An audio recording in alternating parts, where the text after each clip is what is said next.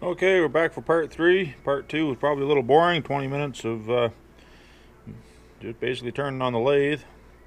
But anyways, got some more done. The camera shut off, so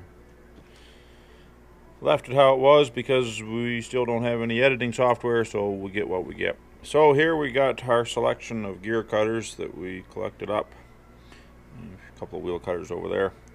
So we looked through them here this morning, and we found one here.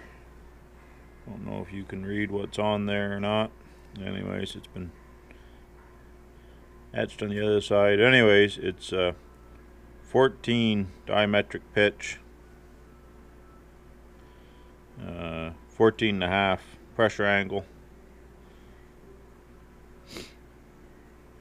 So we test fitted in here in the tooth, and it seems to fit just about as good as they fit. I don't know if we can see that or not, but anyways, so that's the one we're going to use to cut them teeth. We'll go over and take a look at what we worked on after the camera shut off last night. This stuff turns pretty stringy sometimes. Sometimes you can get a real good chip off it. Most of the time it turns into golden fuzz. But anyways, so we got this down to about 1 inch here. And this we're leaving large, like we discussed before. I've been debating on whether to move the chuck up to here and turn the threads with it in the chuck, give us more rigidity, and then put it between centers to do the rest of the machining on it, because it should stay concentric, and a lot of things should happen. But anyways, so this was pretty hot last night when we left it, and she's cooled off now. So anyways, we'll get that down to size. We checked on it for taper. We've got about 2/1000 taper over that 16, 18 inches there, which is not too bad. I don't know if it's worth messing with the tail stock to get that out of it or not.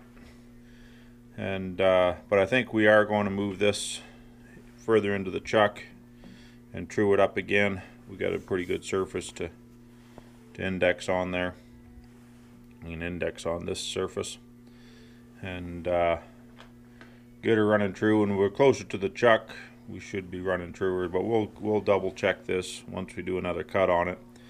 And this stuff likes cutting 25/1000 depth of cut or more, or it doesn't get any kind of decent finish. But anyways, over here, something else we'll be working on here shortly.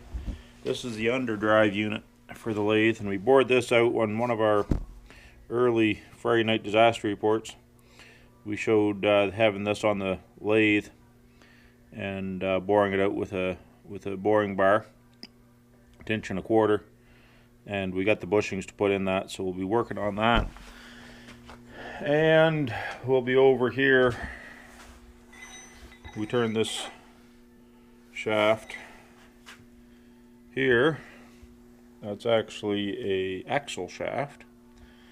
As you can tell, I like using reusing, recycling, whatever you want to call it. But anyways, that's good hard stuff. So I like using stuff that ain't gonna wear out too fast. I'd rather have bushings wear out than shafts. So we got to put flats on it to put our pulleys back on for the keys to lock into. And while we're at it, we got our Ellis dividing head here, and we've got to come up with something here. I think we're going to see if we can buy a chuck to put on here, and we'll have to make a backing plate to fit this thread here, and because we need this in order to cut that gear. So once we get that shaft roughed down to size and the threads on it and everything else, well, we'll be stuck till we get this done to get the gear cut. But hopefully we'll get a chuck and a backing plate set up on that before we have too much trouble or have to wait around too long. So we're going to put you back on the tailstock here, and we've got a little bit of glare going on there. The sun's shining a bit today. It's kind of scary, not used to seeing that out there, especially not this winter. Okay, well, you're going to get jumped around a little bit here just till we get you situated here. Okay, now you can watch me try to get this indexed back into the forejaw a little further now that we got some major diameters.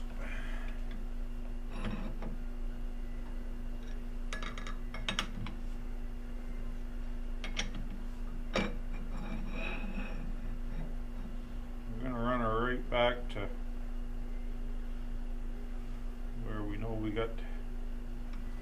We'll give ourselves a little bit to work with here.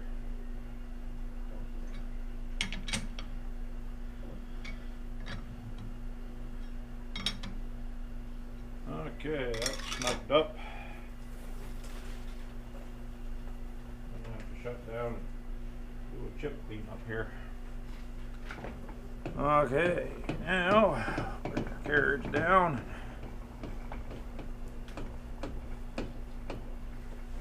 Get a dial indicator on there.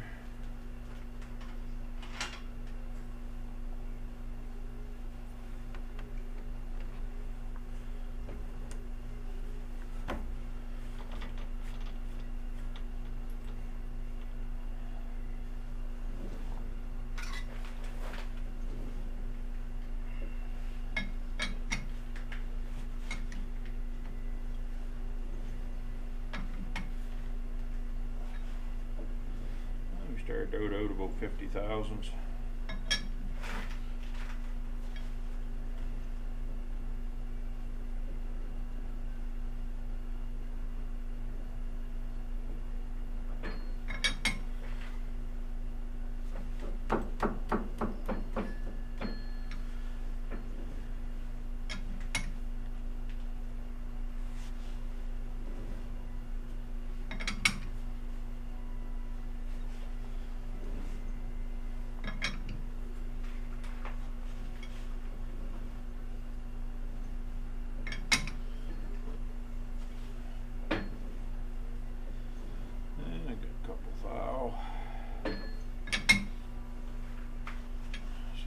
Squeeze that out.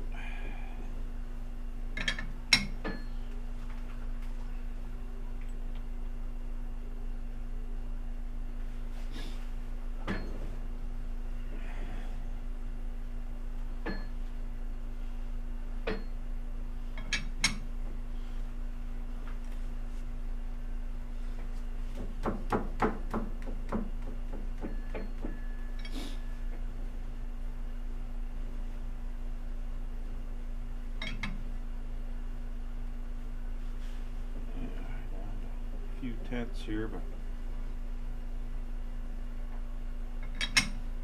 want to get her as close as we can to dead nuts 0.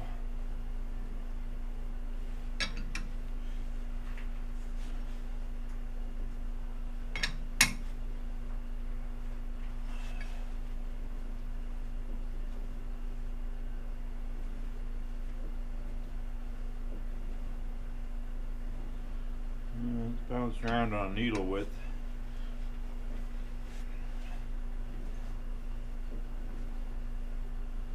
I think we're just playing with the roughness of the cut there. So now we'll bring you up to contact. Snug everything up. Now, should be able to chase that down to our major diameter, I think.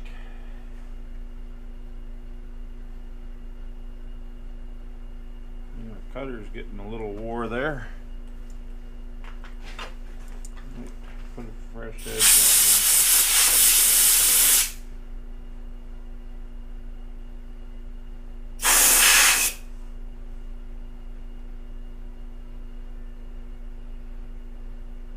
Yeah, she's getting wore, so we'll just turn that to a new edge.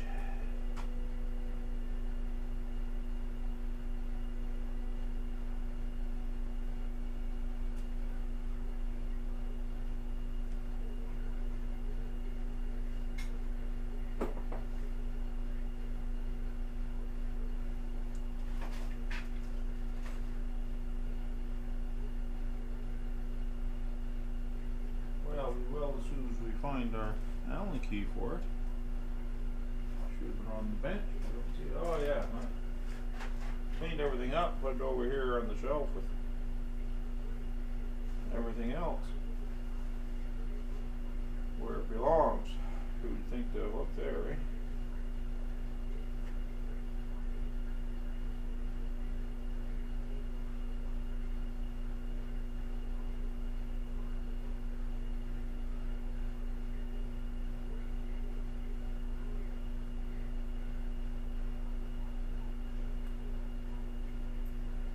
Good.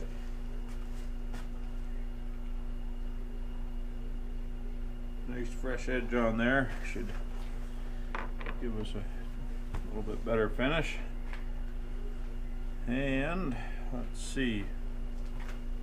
Make sure we've got enough length here for our grid while we're at it. So we'll grab our shaft. And let me see, we've got a scale here. Should be. Yeah.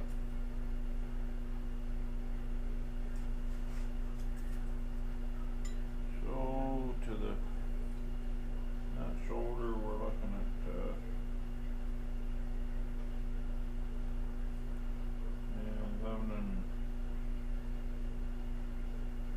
11 and 5/8. Yes, I don't have anything an even number on any of this stuff. So, let's see, we'll just move you back here a little bit for a second. And what do we got here?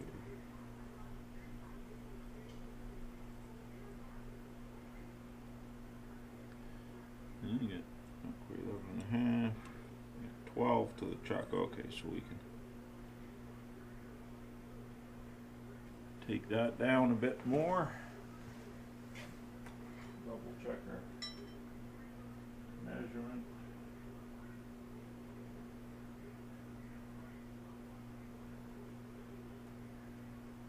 Yeah, 11 and 5/8 to that. Yep. So we'll go 11 and 5/8. Okay, so our mark was pretty good. We just got to take it back. Basically, where our taper, where our cutter's been stopping, is the right. So if we square that shoulder, we'd have it.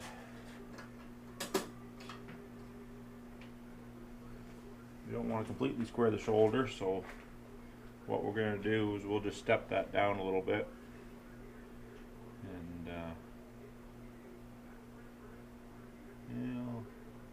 no, I think we'll put we'll put a DNMG in there and use that to square the shoulder.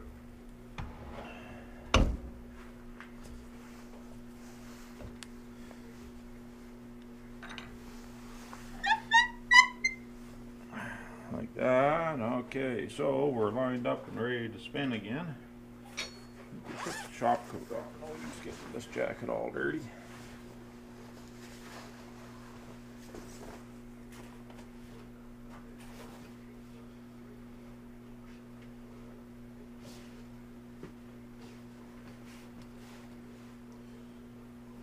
Dirty enough as it is.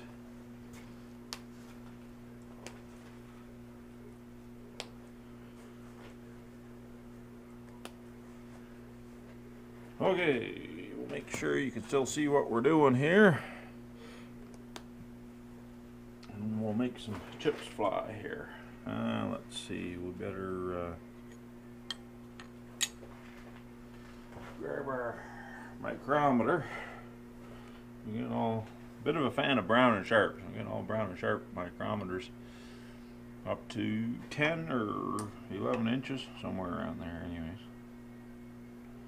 don't often use them on that big of stuff. When we're working on that big of stuff around here, we're not usually looking at thousands. So that's just about 975. She shrunk about almost 15 thousandths when she cooled off. She was 990. So it's 150, 200 and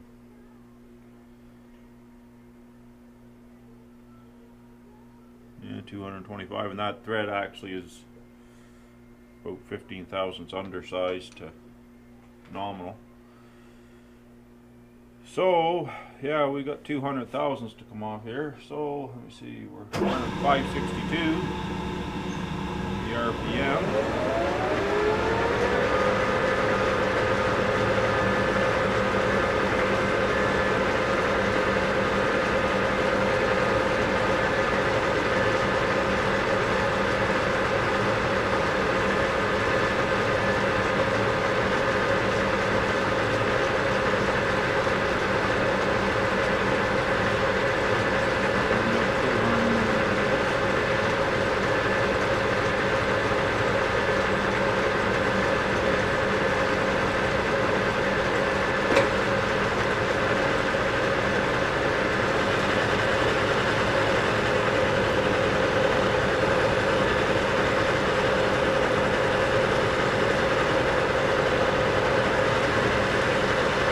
A little better now that she's cooled off. And that new edge making a difference. Throwing chips around a little bit.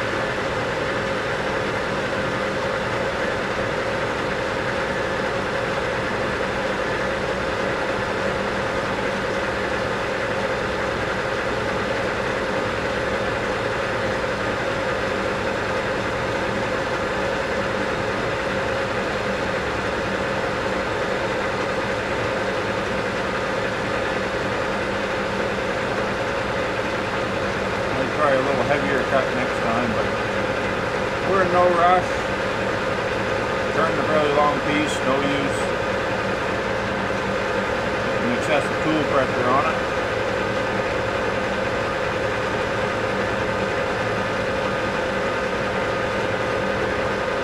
Keep her concentric the whole way down.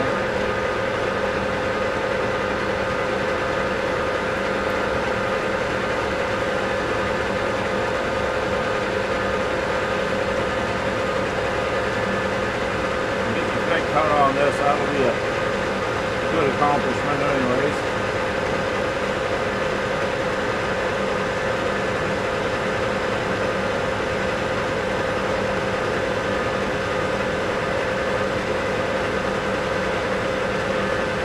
You gotta remember we're doing left-hand thread on this one. Cutting away from headstock. Put ourselves a recess in to start into the thread on. Yeah, that's doing a pretty good chip there. 1/2 inch, 3/4 inch long chips coming off there. I like it.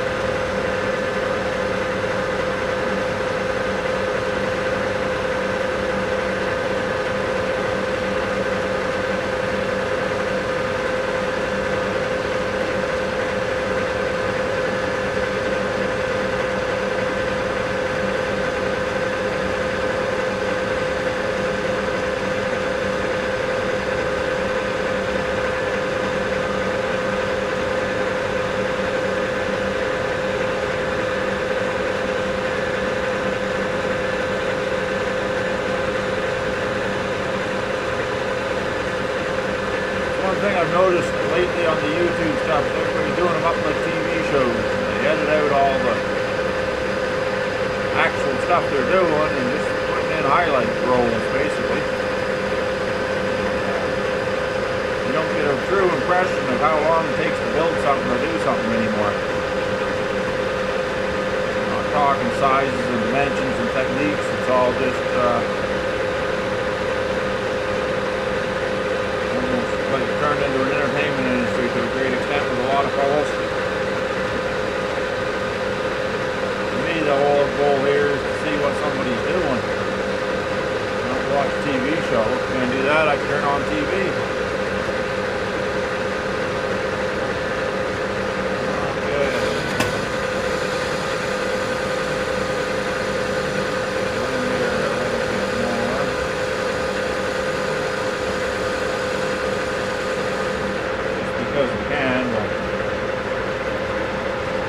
Up the shoulder up to the proper length. Cutter now.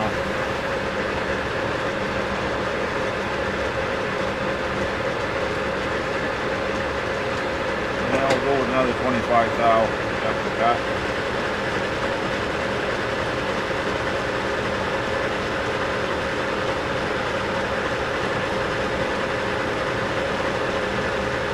Doesn't look like 25 thou to me.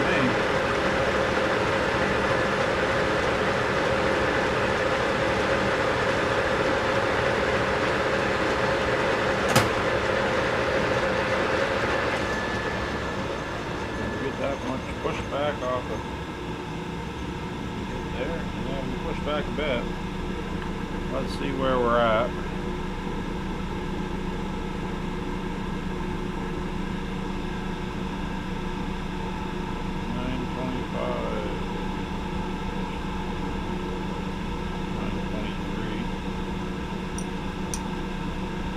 So we've got 175,000 to go. Slow our feed rate down here a little bit.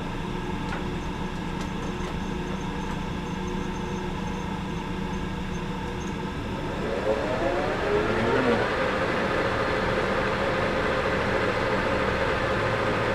to increase our depth of cut a little bit. See what she says.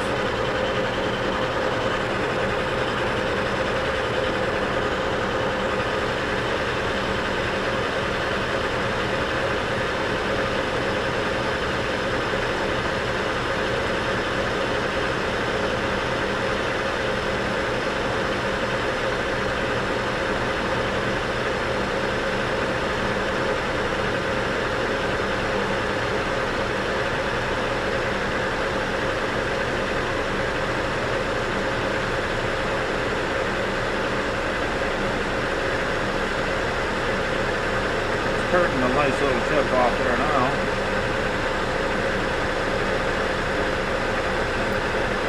Kind of flying all over the place, but she's doing her.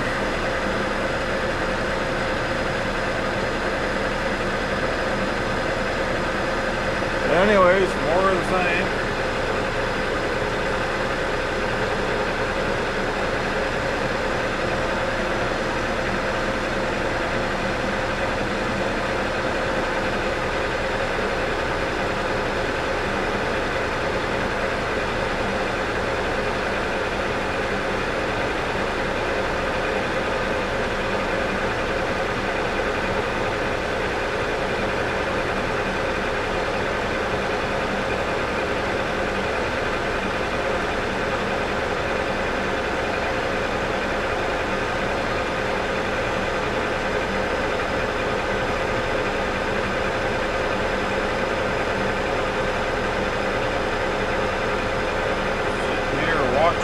I guess. Entertainment for the moment.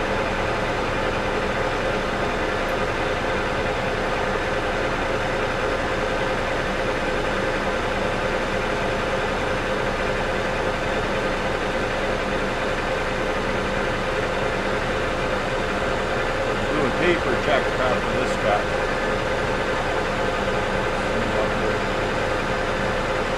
Getting to here. See if we do have to do any adjustments.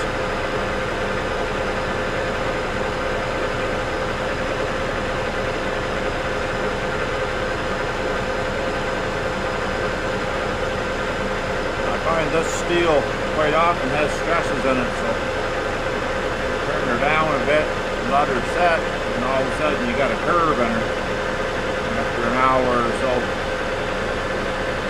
Another reason to let her cool off is not get her too hot, not try to turn her down and put your threads on. You might end up with a bent thread in the morning. Let everything relax and turn around again. Do that a couple times. It's all relaxed by the time you're putting threads in it.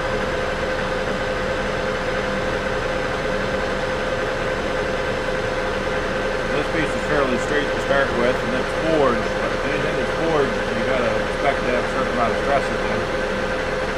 Some of this stuff, if you cut out a bent part and you turn it straight, cut the corners off and turn it straight, it will curve like you wouldn't believe. 15-20 thousandths of curve in a couple inches. Once you turn her down, turn